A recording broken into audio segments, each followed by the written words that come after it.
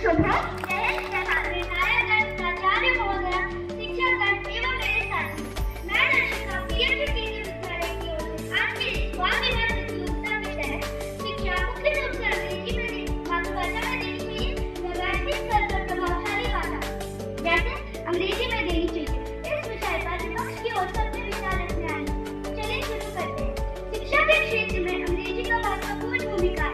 अंग्रेजी एक विश्वव्यापी भाषा है और अंतर्राष्ट्रीय संचार का माध्यम भी है।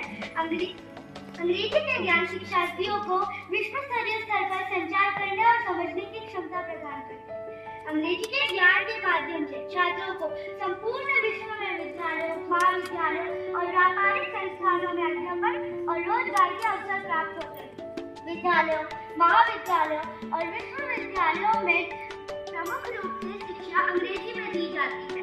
विद्यालयों और उच्च शिक्षा के अधिकांश पाठ्यपुस्तकें और शोध पत्र अंग्रेजी में ही लिखे जाते हैं।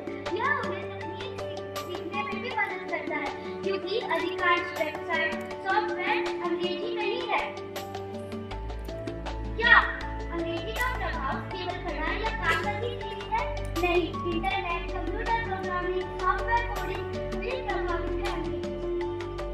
मैं ये मानती हूँ कि अंग्रेजी मातृभाषा हमारी पहचान, हमारी आत्मा है। सुप्रभात आदरणीय प्रधानाचार्य महोदया, सभी शिक्षकगण और मेरे प्यारे साथियों। मेरा नाम मनन स्वामी है। मैं वायुसेना विद्यालय की कक्षा 7वीं का छात्र हूँ। मैं आप सबसे एक प्रश्न पूछना चाहता हूँ। क्या भारत के हर घर में अंग्रेजी बोली या समझी जाती है? इसी प्रश्न को अपना विषय बनाते हुए मैं आज आपके सामने अपने विचार प्रस्तुत करने जा रहा हूँ। मेरा स्पष्ट मत यह है कि शिक्षा का मुख्य माध्यम मातृभाषा होना चाहिए। भाषा सिर्फ शब्दों का समूह ही नहीं, वह हमारी सोच, अनुभव और संस्कृति की खिड़की है। खिड़की अगर साफ हो तो दृश्य स्पष्ट नजर आता है। यह विषय है शिक्षा मुख्य रूप से मातृभाषा में होनी चाहिए या फिर वैश्विक स्तर पर प्रभावी भाषा जैसे कि अंग्रेजी में होनी चाहिए। मैं इसके विपक्ष में अपने विचार रखूंगी। हमारी मातृभाषा हिंदी है, फिर भी अंग्रेजी को इतना महत्व क्यों दिया जाता है? अंग्रेजी को इतना महत्व इसलिए दिया जाता है क्योंकि ये सारे देशों में बोली जाती है। अंग्रेजी एकमात्र ऐसी भाषा है जो दुनिया भर में स्वाभाविक लोगों द्वारा समझी अथवा बोली जाती है। अंग्रेजी को इसलिए ग्लोबल लैंग्वेज भी कहा जाता है। अंग्रेजी के जानकार लोग विश्व में कहीं भी जाकर व्यापार और शिक्षा प्राप्त करने आ जा सकते हैं। अगर हम अपने ही देश की बात करें तो दक्षिण भारत के राज्यों में ज्यादातर उनकी स्थानीय भाषा का प्रयोग होता है। जिन्हें अंग्रेजी आती है वे उनसे आराम से बातचीत कर सकते हैं, परंतु जिन्हें अंग्रेजी नहीं आती है वह अपने ही देश में कठिन समस्याओं का सामना करते हैं। अंग्रेजी का महत्व इसलिए और भी बढ़ जाता है क्योंकि कंप्यूटर की सारी चीजें जैसे कि सॉफ्टवेयर कोडिंग, ग्राफिक डिजाइनिंग सब कुछ तो अंग्रेजी में उपलब्ध है। ज्यादातर ऑनलाइन व्यापार भी अंग्रेजी में होते हैं।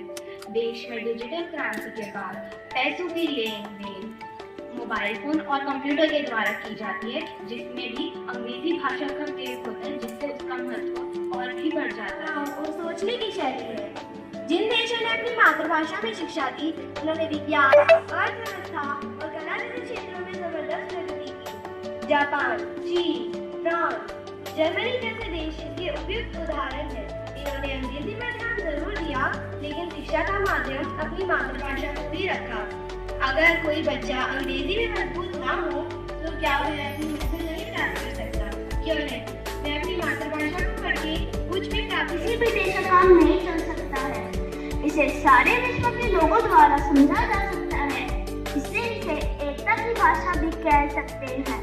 शिक्षा का माध्यम अंग्रेजी इसलिए होना चाहिए क्योंकि आधुनिक टेक्नोलॉजी व विज्ञान की भाषा अंग्रेजी है। आज हम शिक्षा के महत्व को अंग्रेजी भाषा में कम करके नहीं आंक सकते हैं। अंग्रेजी भाषा के छात्र बन गए हैं।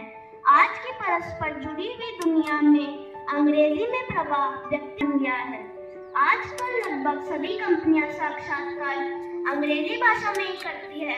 मुख्य अतिथि, प्राचार्य महोदय, विधायक, अध्यापक और मेरे साथियों को मेरा प्रणाम। आज मैं भव्या कुमारी पूरे आत्मविश्वास के साथ शिक्षा मातृभाषा में होनी चाहिए या वैश्विक स्तर पर प्रभावशाली भाषा जैसे अंग्रेजी में और क्यों के पक्ष में खड़ी हूँ।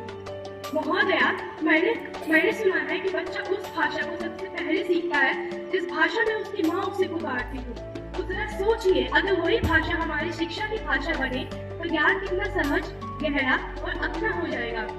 विपक्ष कहेगा अंग्रेजी जरूरी है दुनिया से जुड़ने के लिए, तो मैं उनसे पूछना चाहूंगी, रूस, जर्मनी, चीन और फ्रांस जैसे देश कहाँ से आगे बढ़े?